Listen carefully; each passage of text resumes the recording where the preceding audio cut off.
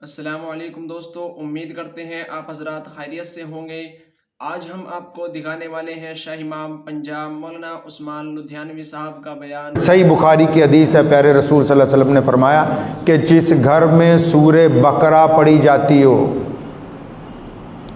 जिस घर में सूरे बकरा पढ़ी जाती हो, उस घर में कोई जादू का असर नहीं हो सकता। ਹੁਣ कई कहते सूरे बकरा ना पढ़नी पड़े, खुद अपनी ज़ुबान से ना कुरान पढ़ना पड़े, दे दो लटका लो, तो फिर लटकाने से होने को वाला कुछ नहीं है। डॉक्टरों के पास जाना छोड़ देना, घर में ही रहा करें। बच्चों को बोले दवाई लेके बाहर दरख्त पे लटका दो भाई। रसूलुल्लाह सल्लल्लाहु अलैहि वसल्लम पर जब जादू किया गया तो कुरान पाक की आखिरी दो सूरतें जो हैं, आखिरी दो सूरतें जो हैं वो नाजिल ही इसीलिए हुई, आप पढ़िए, आपका मसला हल है। और जो लोग कुरान पाक पढ़ने के बावजूद भी इस मसले में से नहीं निकल रहे हैं, तो फिर वो बदपरहेजी कर रहे हैं। क्या कर रहे हैं जी? अब एक बंदा शुगर की दवाई खा रहा है, बार बार चेक करता है, शुगर हाई आ रही, दवाई सुबह दोपहर शाम खा रहा है। अरे दवाई सुबह दोपहर शाम खा रहे हो, फिर भी वो अपने मुकाम पर नहीं आ रही, क्यों? पता लगा जी दवाई भी खाता है, रसगुल्ले भी खाता है, दवाई भी खाता है, बर्फी भी खा रहा है, दवाई भी चल रही है, जलेबियां भी। अब डॉक्टर कहेगा कि भाई जब तुम परहेज ही नहीं कर रहे तो फिर दवाई का तो असर नहीं होने वाला। तो अगर जादू हट ही नहीं रहा, टूना हट ही नहीं रहा, तो इसका मतलब आप जाती जिंदगी में अभी अपने गुनाहों से परहेज नहीं कर रहे हैं। आपको इलाज के साथ परहेज तो करना था, झूठ बोलने से।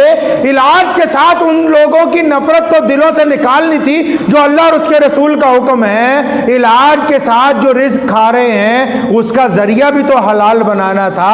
अब हराम कमाई के साथ हलाल काम करने चले हैं, तो कीचड़ के साथ अगर कीचड़ को धोएंगे तो सारी जिंदगी चेहरे से कोई भी सफाई होने वाली नहीं है। अगर ये आयतें असर नहीं कर रही तो इसका मतलब मरीज बदपरहेजी कर रहा है। मरीज अपने पास से कुरान पाक की आयतें जुबान से नहीं पढ़ता, और पढ़ता है तो फिर उसके कारनामे इतने नापाक हैं कि उन आयात का असर नहीं हो रहा। वरना अगर इन आयात को किसी पहाड़ पर नाजिल कर दिया जाए तो वो रेजा रेजा हो जाए, उनमें इतनी अल्लाह ने ताकत रखी हुई, उसका असर नहीं हो रहा। अब कई गैर मुस्लिम दोस्त पूछते हैं कि जी हम तो कुरान शरीफ पढ़ते नहीं, हमें पढ़ना नहीं आता, हम जादू टूने के अंदर फंस गए हैं।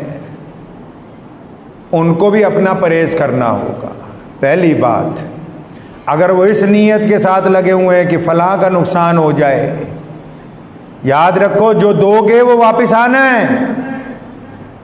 लोग पूछते ना सेहत कैसे अच्छी बनती, कैसे बिगड़ती है। अगर आप तिब्बे नबवी में पढ़ाओगे, बहुत खूबसूरत सा छोटा सा असूल लिखा है कि जो खाओगे वही निकलेगा, जो खाओगे वही बनेगा। जितना गुड़ डालोगे उतना ही मीठा होगा ना जी। नेकी करोगे नेकी वापस आएगी, गुनाह करोगे गुनाह वापस आएगा, धोखा करोगे धोखा वापस आएगा, बेईमानी करोगे बेईमानी लौट कर वापस आएगी। अब अगर कोई ऐसे लोग हैं जो मुसलमान भी नहीं है और तावीज़ गंडों के चक्कर में फंस गए, अगर वो लोगों का बुरा चाहते तो उनका बुरा होगा, अच्छा नहीं हो सकता है।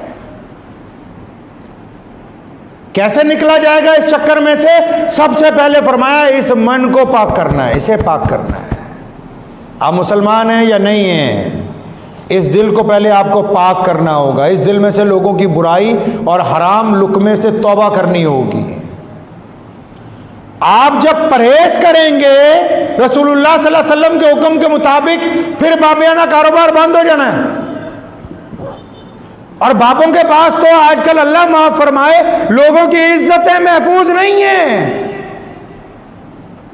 लोगों की इज्जतें महफूज नहीं। इंसानियत के साथ वो खिलवाड़ मजहब के नाम पे, कहा ना उरूज से बहरोवर न होगी कभी हयात मुनाफिकाना, जुबान पे इस्लाम का वजीफा मगर ख्यालात काफिराना। इसलिए अपनी ज़िंदगी के अंदर इस बात को नोट कर लें। कोई बंदा आपको कह देता है मेरे पे जादू हो गया जी, मेरे पे टूना हो गया, अभी उसको और हवा मत दें, उसको डराएं नहीं। शरीयत ने कहा है कि आप लोगों को डराएं नहीं। मोहम्मद रसूलुल्लाह का हुक्म है लोगों को डराओ नहीं, उनको हौसला दो। अगर उसके साथ परेशानी है उसे समझाओ। अगर ज़्यादा परेशानी उसको बोलो सदका करे अल्लाह के रास्ते में। ज़्यादा परेशानी उसको बोलो रात को लेट के इत्मीनान से सोचे कोई ऐसा बंदा होगा। अगर किसी की औलाद हो ही नहीं रही, डॉक्टर कहते हैं सारी रिपोर्टें ओके हैं और बाबे भी फेल हो गए, तो इत्मीनान से रात को लेट कर सोचे कि पिछली जिंदगी में किसी ऐसे का दिल दुखाया था जो आज भी तू बेखबर हो गया और वो खबरदार है, तो भूल चुका है, वो आज भी तुझे बद्दुआएं दे रहा है। उस गरीब के साथ जो ज्यादती की गई है, उसके साथ जो जुल्म किया गया है, जब तक हुकूकुल इबाद की माफ़ी नहीं होगी रास्ता खुलने वाला नहीं है। ये दुआएं यहाँ से जाती हैं और गरीब की किसी की आह होती है, किसी गरीब की मजदूरी मारी हुई होती है, किसी के साथ ठगी मारी हुई होती है, किसी की माँ बहन के साथ ज्यादती की होती है, किसी का नाजायज दिल दुखाया होता है, किसी को बिला वजह गाली दी होती है। इधर से पूरी ताकत से दुआएं जाती हैं और बड़े बड़े वली जो सच्चे वली हैं अल्लाह के, जब वो भी दुआएं करती हैं तो दरमियान में उस मजलूम की आके उन दुआओं को रोक देती, वो तो अर्श तक पहुंचती ही नहीं है। तौबा, इन तमाम मसाइल का हल है तौबा। मुफ्ती रशीद अहमद साहब लुधियानवी, मुफ्ती आज़म कदसर रहमतुल्लाह अलैह फरमाया करते थे अस्तगफार, सबसे ज़्यादा अस्तगफार, बार बार तौबा। सुने, जादू टूने में सारी फंसे हुए, मुसलमान हो या गैर मुस्लिम। जो मुसलमान है 24 घंटे अस्तगफार पढ़ें, और जो गैर मुस्लिम है इस चक्कर में फंस गए 24 घंटे ये सोचे कि रब्बा किस बंदे का मैंने बुरा किया था, मुझे उससे माफ़ी की तौफीक अता फरमा। खुदा की कसम आप तौबा करते चले जाएंगे, आपकी तौबा कबूल होती चली जाएगी, बीमारियां आपसे दूर भागती जाएंगी। जब तक आप तौबा नहीं करेंगे, अगर आप उल्टे होके भी लटक जाएं तो दुनिया का कोई मौलवी, कोई तावीज़ गंडे वाला आपको बचा नहीं सकता है। ये सब वहम अपने दिल से निकाल दें, फला फला कुछ कर देगा। अगर हमारा मामला अल्लाह के साथ ठीक है, किसके साथ ठीक है जी?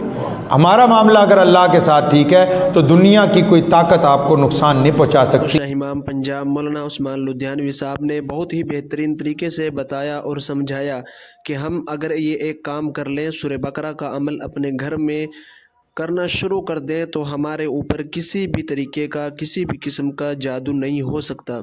तो अल्लाह रब्बुल इज़्ज़त हम सब को इस पर अमल करने की तौफीक अता फरमाए और अल्लाह रब्बुल इज़्ज़त शाह इमाम साहब की भी उम्र में बरकत अता फरमाए। तो दोस्तों, अगर आपको वीडियो अच्छी लगी है तो लाइक करें और चैनल को सब्सक्राइब करें और कमेंट में अपनी राय ज़रूर बताएं और अपने दोस्तों के पास वीडियो को ज़रूर शेयर करें।